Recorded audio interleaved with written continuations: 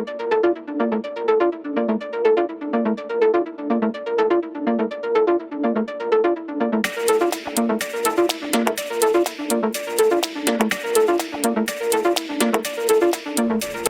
दोस्तों, वर्ल्ड घूमो में सरिता और कमल आप सभी का स्वागत करते हैं।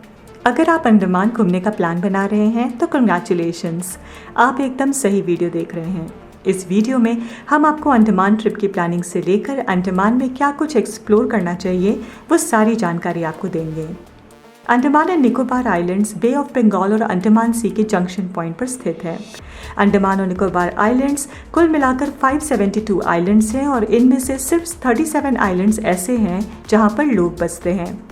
अंडमान आइलैंड्स के सुंदर बीचेस आप सभी का मन मोह लेंगे। यहाँ का इतिहास और यहाँ की संस्कृति इस द्वीप समूह को और भी ज़्यादा अनोखा बनाते हैं। अंडमान के इन सभी आइलैंड्स में से टूरिज्म के लिए जो सबसे ज़्यादा पॉपुलर आइलैंड्स हैं वो है Port Blair, Havelock island, Neil island, Ross and Smith island, North Bay island and Jolly Boy island. Andaman के किसी भी आइलैंड में जाने के लिए सबसे पहले टूरिस्ट को पोर्ट ब्लेयर में लैंड करना होगा। Port Blair Andaman and Nicobar islands का कैपिटल सिटी है और ये मेनलैंड भारत से एयरप्लेन और समुद्र द्वारा वेरी वेल कनेक्टेड है। पोर्ट ब्लेयर पहुंचने का सबसे बेहतर तरीका कोलकाता, बेंगलुरु और चेन्नई की फ़्लाइट द्वारा है।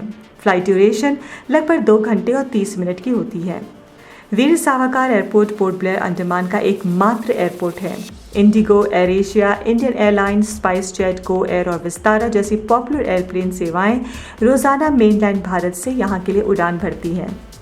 अंडमान आप समुद्री जहाज़ द्वारा भी पहुँच सकते हैं, बट इसमें आपको कम से कम 3 से 4 दिन लग सकता है और हमारे हिसाब से ये ज़्यादा अच्छा ऑप्शन बिल्कुल नहीं है। अंडमान वेकेशन की शुरुआत पोर्ट ब्लेयर से होती है और इसी वजह से अंडमान आइलैंड्स का बेस पॉइंट भी इसे कह सकते हैं। पोर्ट ब्लेयर के सुंदर बीचेस, म्यूजियम्स और यहाँ से किए जाने वाले 1 डे आइलैंड एक्सकर्शन टूर्स काफ़ी ज़्यादा पॉपुलर हैं और इनको बिल्कुल भी मिस नहीं करना चाहिए। चलिए आपको थोड़ा सा पोर्ट ब्लेयर के बीचेस के बारे में इन्फॉर्मेशन देते हैं और इसकी शुरुआत करते हैं चिड़िया टापू से। पोर्ट ब्लेयर मेन सिटी से करीब 25 किलोमीटर दूर बाहरी इलाके में स्थित चिड़िया टापू विलेज, सनसेट पॉइंट और अपने 2 पॉपुलर बीचेस चिड़िया टापू बीच और मुंडा पहाड़ बीच के लिए प्रसिद्ध है। चिड़िया टापू पहुंचने पर आपको जो सबसे पहला बीच नज़र आता है उसी को चिड़िया टापू बीच कहते हैं। सफ़ेद रेत से चमचमाता ये बीच काफ़ी चौड़ा और बहुत सुंदर है। इसी बीच में आप आगे बढ़ते जाओगे तो आगे जाके मुंडा पहाड़ बीच आएगा। यहीं से मुंडा पहाड़ व्यू पॉइंट की ट्रैकिंग भी की जाती है। आप चाहें तो बीच से सनसेट व्यूज़ का आनंद उठाएं या फिर ट्रैकिंग करके व्यू पॉइंट से सनसेट व्यूज़ देखें। मुंडा पहाड़ व्यू पॉइंट ट्रैक करीब 45 से 50 मिनट्स की ट्रैकिंग है, जो कि बहुत ही ज़्यादा सीनिक और रिफ्रेशिंग है। ये ट्रैक काफ़ी सरल है और इसको कोई भी कर सकता है। अपने साथ कुछ वाटर बॉटल्स और थोड़ा सा स्नैक्स ज़रूर रख लें। पूरा ट्रैक इतना सुंदर है कि कब 45 मिनट पूरे हुए आपको पता भी नहीं चलेगा और पल भर में आप अपने आप को मुंडा पहाड़ व्यू पॉइंट से बे ऑफ बंगाल के सुंदर नज़ारे को देखता हुआ पाएंगे।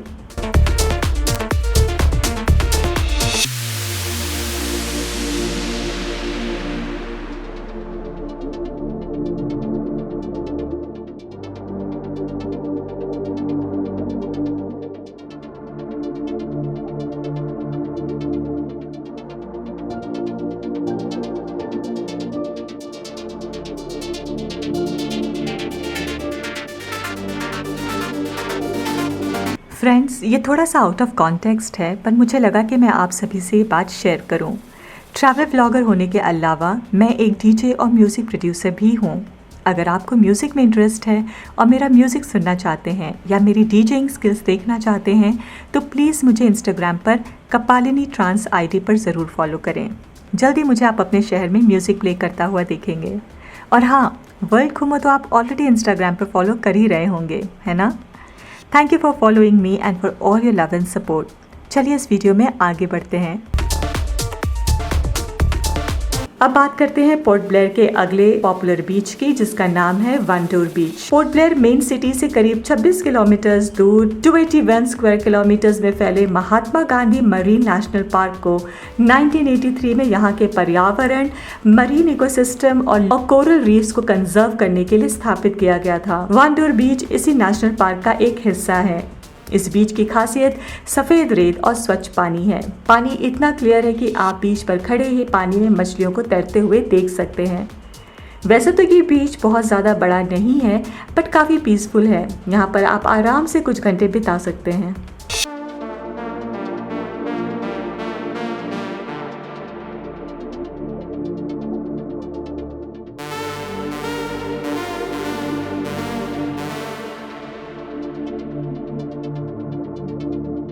नेक्स्ट आता है कॉर्बिन्स कोव बीच। ये बीच वाटर स्पोर्ट्स जैसे कि बोटिंग, जेट स्कीइंग और वाटर स्कूटर्स के लिए काफ़ी पॉपुलर है। तो ये थे पोर्ट ब्लेयर के बीचेस, और अब बात करते हैं यहाँ के म्यूजियम्स के बारे में।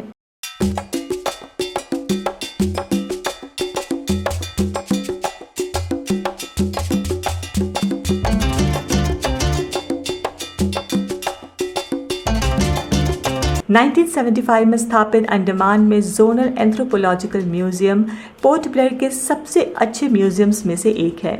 यह म्यूजियम आइलैंड के लोकल ट्राइब्स के इतिहास को प्रस्तुत करता है।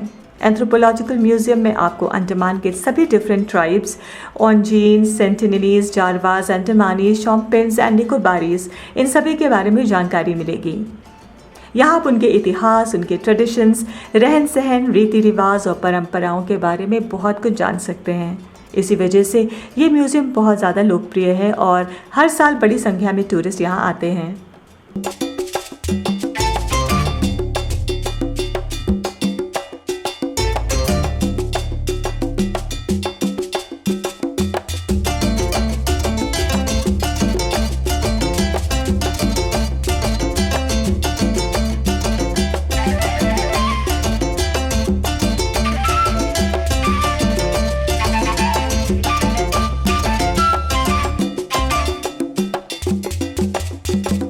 नेक्स्ट बात करते हैं नेवल मरीन म्यूजियम की।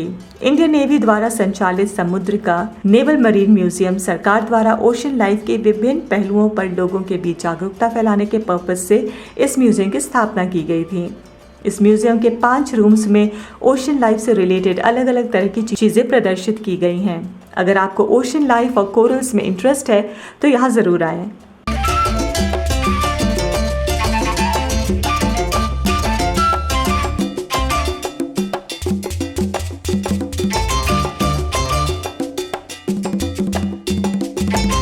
इन सभी के अलावा यहाँ एक सेलुलर जेल भी है जो कि काफ़ी पॉपुलर है। हमने यहाँ जानबूझकर जाना अवॉइड किया क्योंकि हमारा मन नहीं किया कि हम जहाँ हमारे देशवासियों को टॉर्चर किया गया था। तो आप चाहें तो इस जगह को देख सकते हैं, वरना चाहें तो स्किप भी कर सकते हैं। बीचेस और म्यूजियम्स के बाद अब हम आपको पोर्ट ब्लेयर से किए जाने वाले आइलैंड डे टूर्स के बारे में बताते हैं। तो पहला आता है इसमें Baratang island day excursion. Port Blair से 100 किलोमीटर बारातंग आइलैंड पहुंचने के लिए पहले आपको पोर्ट ब्लेयर से जरकेतांग पहुंचना होगा। यहाँ से आपको मिडिल स्ट्रेट्स जाना होगा जो कि इस जगह से 47 किलोमीटर दूर है। वहां पहुंचने के लिए आप कॉन्वॉयज में जारवा रिजर्व फॉरेस्ट एरिया से होते हुए गुजरेंगे। हम सुबह लगभग 3:30 बजे निकले और जैट तक लगभग 4:30 बजे पहुंच गए थे। वहां गाड़ियों की लंबी क्यू देखने को मिलती है। गाड़ियां कॉन्वॉय में फिक्स टाइम स्लॉट्स पर निकलती हैं। ध्यान रखें कि जारवा रिजर्व फॉरेस्ट से गुजरते हुए गाड़ी की खिड़कियां एकदम बंद हो। फोटोग्राफी या वीडियोग्राफी बिल्कुल भी अलाउड नहीं है। अगर आप ऐसा करते हैं तो आपको काफ़ी ज़्यादा फाइन देना पड़ सकता है। करीब 2.5 घंटे में आप मिडिल स्ट्रेट्स जेटी पहुंचेंगे। यहाँ से एक छोटी बोट राइड के बाद सिर्फ 10 मिनट्स में आप बारातंग आइलैंड पहुँच जाएंगे।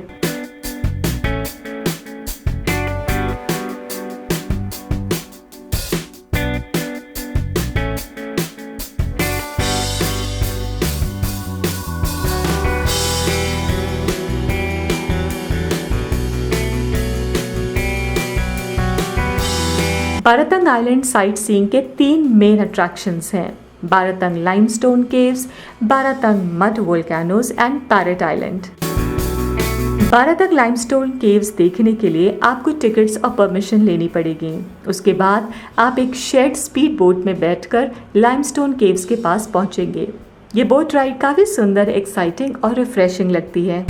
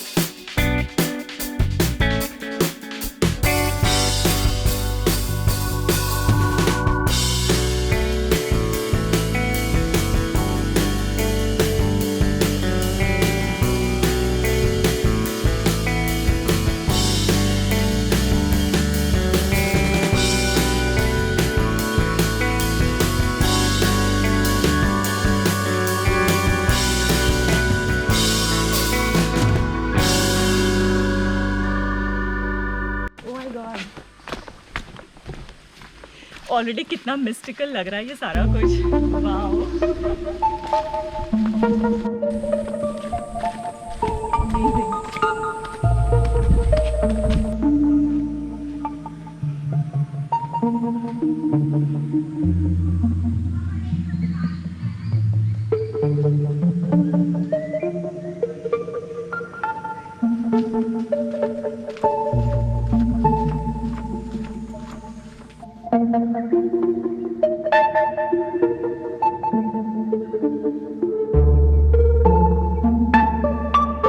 लाइमस्टोन केव्स को देखते ही आपकी सारी थकान दूर हो जाएगी।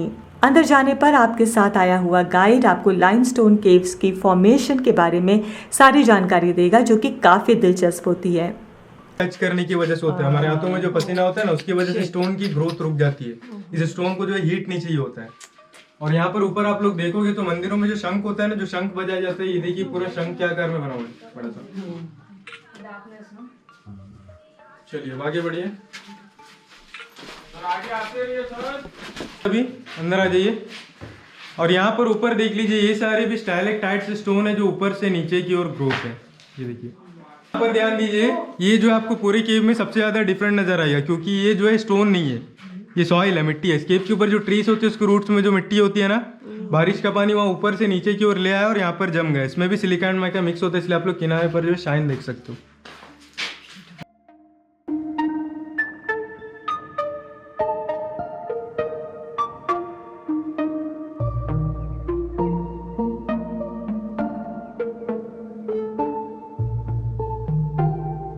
चलिए सामने की ओर क्लोज हो जाइए सभी। चलिए सबसे पहले यहाँ पर ऊपर ध्यान दीजिए, यहाँ पर जितना भी व्हाइट वाला स्टोन आपको दिख रहा है ना, इस जगह पर जो है न्यू फॉर्मेशन हो रहा है, वाटर ड्रिप भी कर रहा है, बिल्कुल ही जो है नया बनना चालू है यहाँ पर। और इस स्टोन को जो है मार्बल स्टोन बोलते हैं। और यहाँ पर ध्यान दीजिए, ये जो है केव का एंडिंग पॉइंट है। जब 2004 में सुनामी आई थी, उसके बाद में इस जगह पर अर्थक्वेक हुआ था। अर्थक्वेक से पहले, सुनामी के बाद, इससे पहले, मतलब इसके आगे 20-30 मीटर्स और भी बहुत कुछ देखने को था, बट वो सारा जो है अर्थक्वेक की वजह से ऊपर से पूरा स्लाइड होकर कोलैप्स हो गया पूरा, मतलब।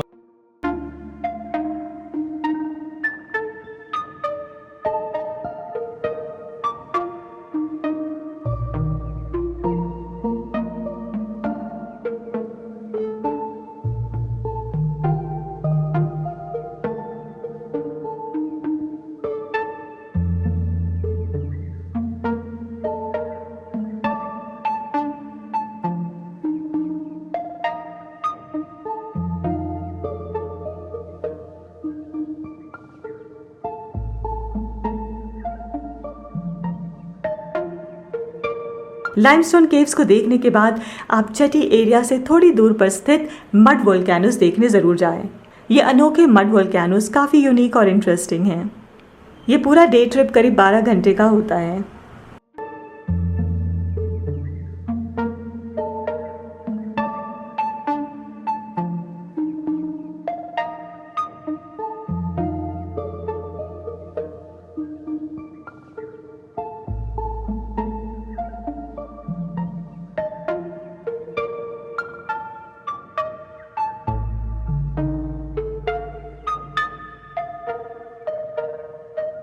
दूसरा डे एक्सकर्जन है North Bay island and Ross island को।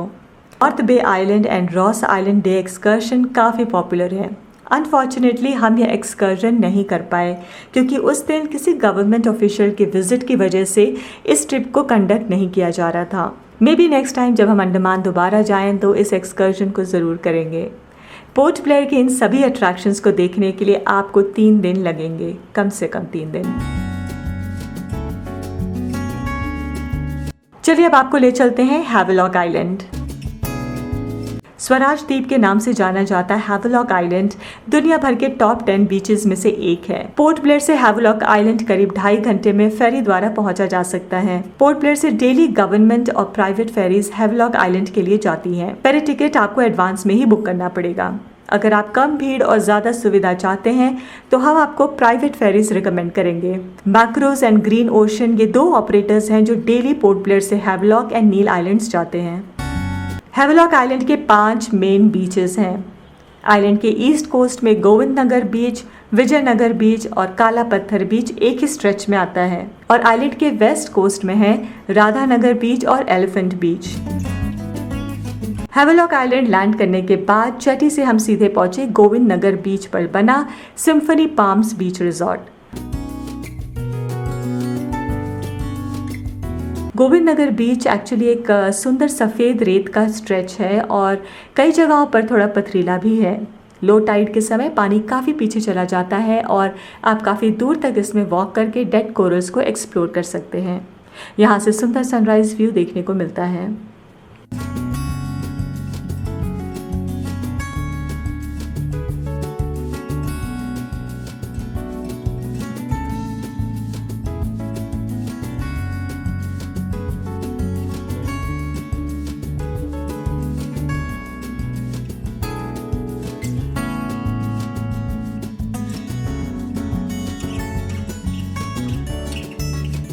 गोविंद नगर पर बीच वॉक करते हुए आप थोड़ा आगे जाएंगे तो अपने आप को विजयनगर बीच पर पाएंगे।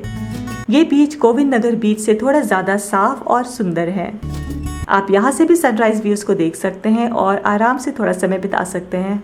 इसी कोस्ट लाइन के सबसे आखिर स्ट्रेच में आता है काला पत्थर बीच। इस बीच का नाम अपने काला पत्थर विलेज के नाम से पड़ा है। इस बीच को घेरती हुई काली पत्थर की चट्टानें अनोखी दिखाई पड़ती हैं। वैसे तो इस बीच को मॉर्निंग सनराइज व्यूज़ के लिए पॉपुलर किया गया है, बट हमारे हिसाब से तो आप यहाँ पर पूरा दिन बिता सकते हैं। यहाँ काफ़ी सारी दुकानें हैं जहाँ से आप खाने पीने की चीज़ें खरीद सकते हैं और अपने फ्रेंड्स के लिए सोवेनियर शॉपिंग के लिए भी यहाँ काफ़ी ऑप्शंस हैं।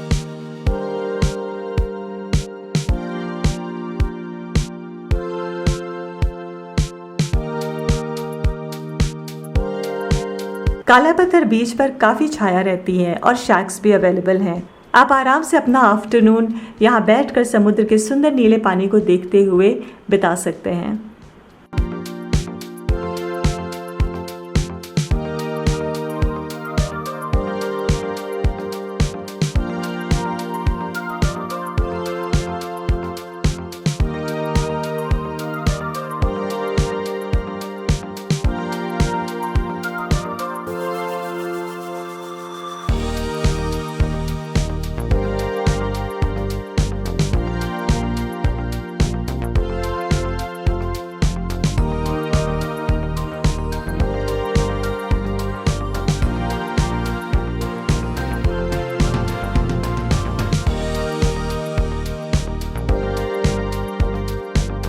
अब बात करते हैं आइलैंड के वेस्ट कोस्ट के राधानगर बीच और एलिफेंट बीच के बारे में।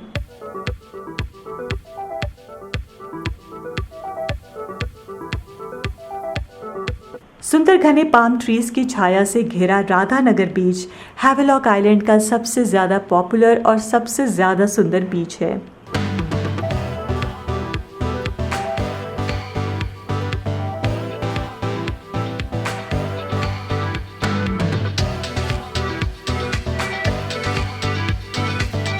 इस बीच की खासियत है यहाँ की सफ़ेद रेत और साफ चमचमाता नीला पानी। राधानगर बीच के एंट्रेंस पर आपको कई सारी शॉप्स और फूड स्टॉल्स मिलेंगी। अपनी पॉपुलैरिटी की वजह से यहाँ काफ़ी भीड़ रहती है, लेकिन ये बीच इतना बड़ा है कि भीड़ का पता भी नहीं चलता। यहाँ आप आराम से अपना एक पूरा दिन बिता सकते हैं। पानी काफ़ी स्थिर है तो आप आराम से इसमें स्विमिंग भी कर सकते हैं।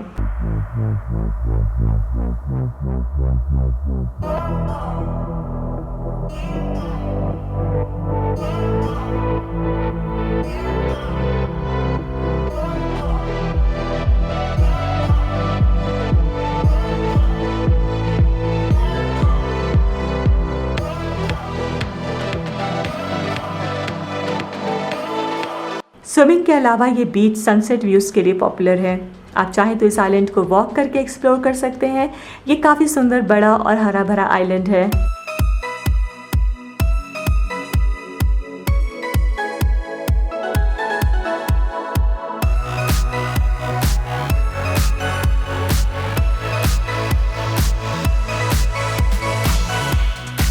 अगर आपको वाटर स्पोर्ट्स में इंटरेस्ट है तो एलिफेंट बीच पर आप लगभग हर तरह के वाटर स्पोर्ट्स कर सकते हैं।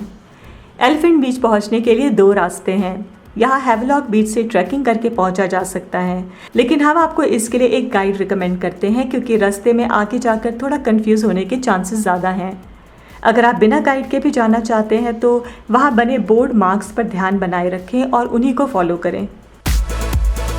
दूसरा पॉपुलर तरीका है हैवलॉक आइलैंड जेटी से एलिफेंट बीच के लिए एक फेरी बुक करके जाना। फेरी कॉस्ट लगभग 1000 रुपया होता है। बोट आपको बीच पर ले जाएगी और वहाँ से वापस भी ले आएगी। इस बीच पर आपको 2.5 से 3 घंटे बिताने का समय मिलेगा। आप टिकट्स खरीदकर अपना मनचाहा वाटर स्पोर्ट्स एंजॉय कर सकते हैं। जिनको वाटर स्पोर्ट्स नहीं करना वो भी यहाँ पे अच्छा समय बिता सकते हैं। यहाँ हर तरफ फूड स्टॉल्स एंड शॉप्स मिलेंगी। पेड़ की छाया के नीचे बैठकर refreshing snacks and juice enjoy करते हुए आप बीच एक्टिविटीज़ को देख सकते हैं।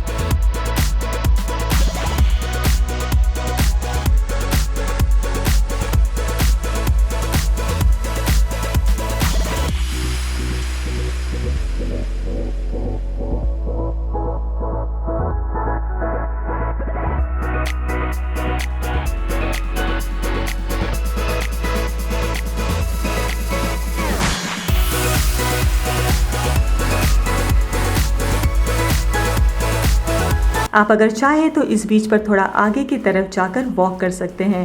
हमें ये एरिया काफ़ी सुंदर लगा और क्योंकि इस तरफ ज़्यादा लोग नहीं आते तो यहाँ काफ़ी शांति थी और काफ़ी अच्छा पीसफुल माहौल था।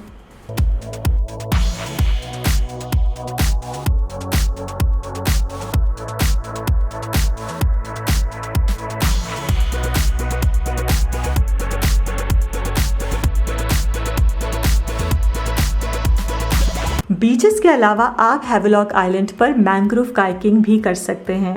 इस एक्टिविटी की जानकारी हमें अपने होटल स्टाफ से मिली थी। कमल और मुझे दोनों को काइकिंग काफ़ी ज़्यादा पसंद है और हम अंडमान में इस एक्सपीरियंस को बिल्कुल भी मिस नहीं करना चाहते थे। तो ये काइकिंग करने के लिए हम पहले गए हैवलॉक जेटी पॉइंट पर। यहाँ से प्राइवेट काइक्स बुक करके हमने 30 to 45 मिनट्स के लिए काइकिंग की, जो कि काफ़ी अच्छा एक्सपीरियंस था।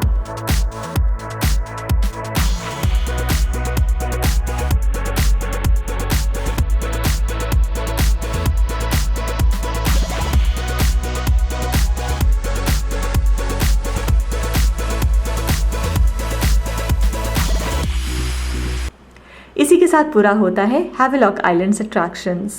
चलिए अब आपको लेकर चलते हैं अंडमान के एक और अनोखे और सुंदर आइलैंड पर, जिसकी ब्यूटी और वाइब्स अपने आप में एक अनोखा एक्सपीरियंस है। हम बात कर रहे हैं नील आइलैंड की।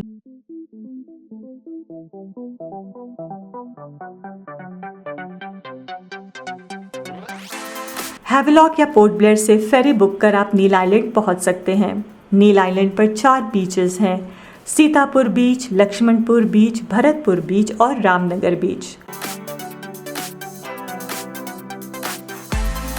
नील आइलैंड के नॉर्थ कोस्ट पर भरतपुर बीच अपने वाटर स्पोर्ट्स के लिए विख्यात है। अगर आप अंडमान में अच्छा स्नॉर्कलिंग या स्कूबा डाइविंग एक्सपीरियंस चाहते हैं तो हम आपको ये बीच रिकमेंड करेंगे। यहाँ पर पानी सबसे ज़्यादा क्लियर है, कोरल्स की विजिबिलिटी भी काफ़ी अच्छी रहती है। यहाँ स्नॉर्कलिंग के लिए टिकट्स बुक करनी पड़ती हैं और उसके बाद डाइवर आपको एक स्पीड बोट में बिठाकर स्नॉर्कलिंग के लिए आपको स्नॉर्कलिंग स्पॉट पर लेके जाएगा।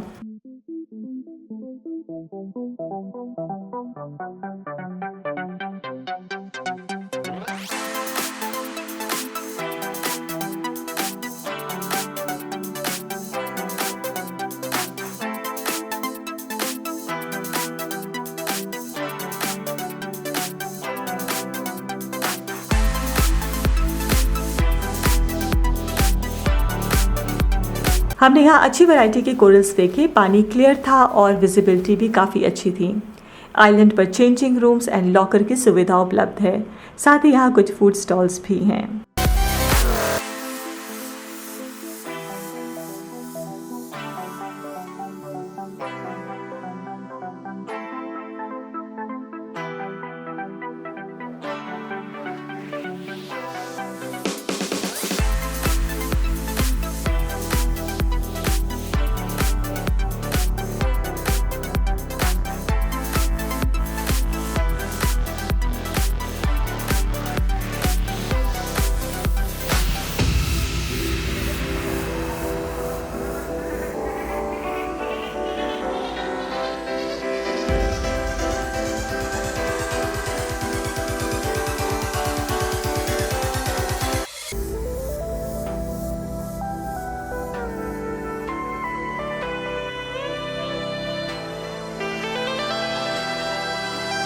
लक्ष्मणपुर बीच नील आइलैंड का सबसे सुंदर बीच है। यहाँ आपको हर तरफ ढेर सारे कोरल्स और कोरल रीफ्स न सिर्फ पानी के अंदर बल्कि बाहर भी नजर आएंगी।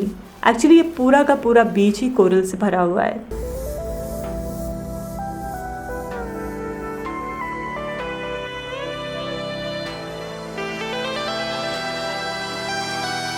लक्ष्मणपुर बीच अपने नेचुरल ब्रिज के लिए काफ़ी प्रसिद्ध है। नेचुरल ब्रिज एक्चुअली में डेड कोरल रीफ का बना ब्रिज जैसा स्ट्रक्चर है जो पहले कभी समुद्र के नीचे रहा करता था। समय के साथ आए बदलावों के कारण पानी पीछे चला गया और ये पूरा का पूरा कोरल रीफ का बना ब्रिज पानी से ऊपर आ गया। नेचुरल ब्रिज पहुंचने के रास्ते में आपको डेड कोरल्स की छोटी चट्टानों के ऊपर से चल के जाना पड़ेगा। अगर आप थोड़ा ध्यान देंगे तो नीचे पानी में कई सारे जीव जैसे कि मछलियाँ और क्रैब्स भी आपको देखने को मिलेंगी।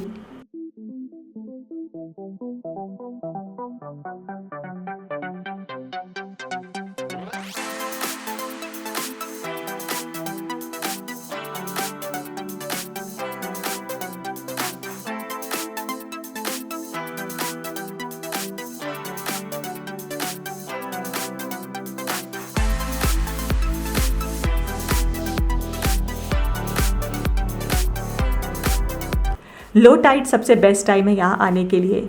हाई टाइड में क्योंकि ये सारा रास्ता पानी से भर जाता है, आपको नेचुरल ब्रिज पहुँचने में बहुत दिक्कत आएगी।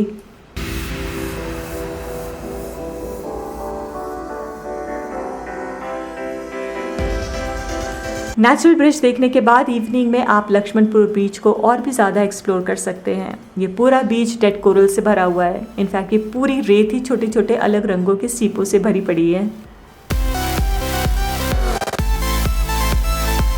इसी के साथ ख़त्म होता है हमारा अंडमान ट्रैवल गाइड। आशा करते हैं कि आपको हमारा ये वीडियो पसंद आया। अगर आपको ये इन्फॉर्मेटिव लगा तो इस वीडियो को लाइक करें, हमें कमेंट्स में ज़रूर बताएं। हम जल्दी फिर मिलेंगे आपसे हमारे अगले ट्रैवल वीडियो में। तब तक के लिए टाटा बाय बाय।